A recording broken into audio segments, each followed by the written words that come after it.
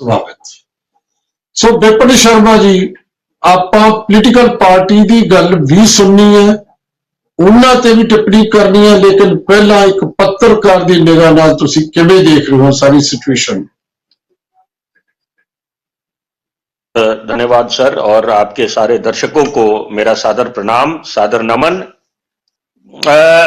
देखिए, मुद्दा बड़ा गंभीर है क्योंकि ये लोकतंत्र का महापर्व है, उस पे आज हम चर्चा कर रहे हैं। और आपका चैनल अव्वल दर्जे का चैनल है जिसको देश विदेश में सब लोग दर्शक बड़े उत्सुकता से सुनते हैं।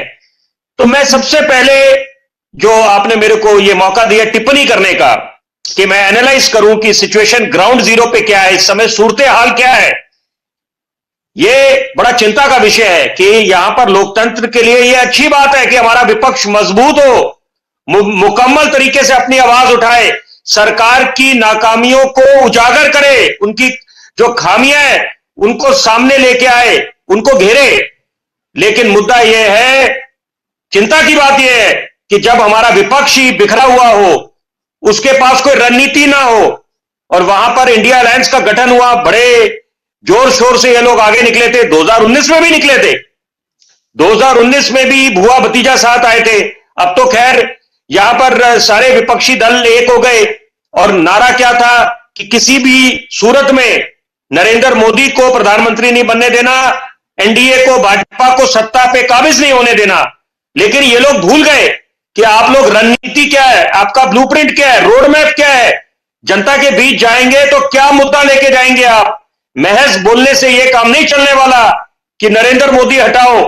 आप लोग अब जो बोल रहे हैं, अब आप जो जिसका डे वन से अंदाज था, अनुमान था कि 1 लाख चलो हो जाएगा, यहां पर सारे जो राजनीतिक दल है, विपक्ष के, इंडिया अलायंस के जो घटक दल है, जिन्होंने हाथ मिलाया है कि अंत में यही होगा, जिसका डर था, जिसकी चिंता थी कि ये लोग सीट शेयरिंग को लेकर वहीं पेच फंसने वाला है। आप खुद सोचिए, मैं चाहता हूं ये बात दर्शकों तक जाए, ये कैसे प्रैक्टिकल हो सकता है कि यहां पर जो रीजनल पार्टीज हैं, रीजनल क्षत्रप है, क्षेत्रीय क्षत्रप है, वो कैसे आप समझौता कर लेते हैं। अपना वर्चस्व, उनका खुद का जब उस पर सवाल उठ जाता, वो खतरे में आ जाता, उनका खुद का वजूद। आप वेस्ट बंगाल में लीजिए, पश्चिम बंगाल में टीएमसी पे वो कैसे सीट शेयरिंग कर लेता, कैसे उसको कांग्रेस को दे देंगे। वो तो इस बात पे बिल्कुल अड़े बैठे थे कि 2 सीटें देंगे हम लोग।